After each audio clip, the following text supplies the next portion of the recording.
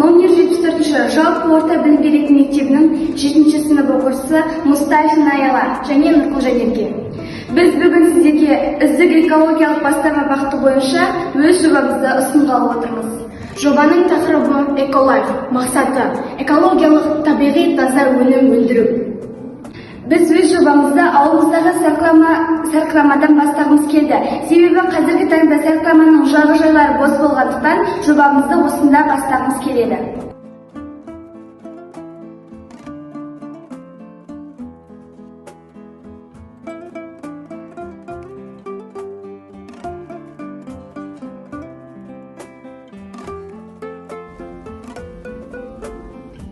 Өзеннің екінші жартысына мал шаруашылығы мен құс шаруашылығын дамытуды жоспарладық. Экологиялық таза өнім дегеніміз бұл құрамда ешқандай зиянды заттары дәстүрлі өнімдерге қарағанда аз, нормативті құжаттарға сәйкес өнімдер. Ауыл шаруашылығында экологиялық таза өнім алу үшін 3-5 жылға дейін химикаттар әсері байқалмайтын топырақ пайдаланылады. Сол үшін біз осы екінші жағына егін шаруашылығын алып отырмыз.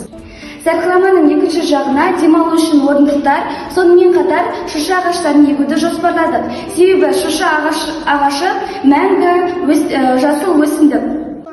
Ерекше не эколайф ескерткіші. Бұл ескерткіш демалуға келген адамдарға үлкен ой салады деген пікірдеміз.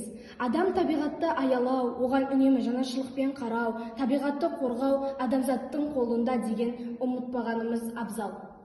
Экология өмірдің соғып тұрған жүрегі, ал табиғат тіршіліктің тілегі.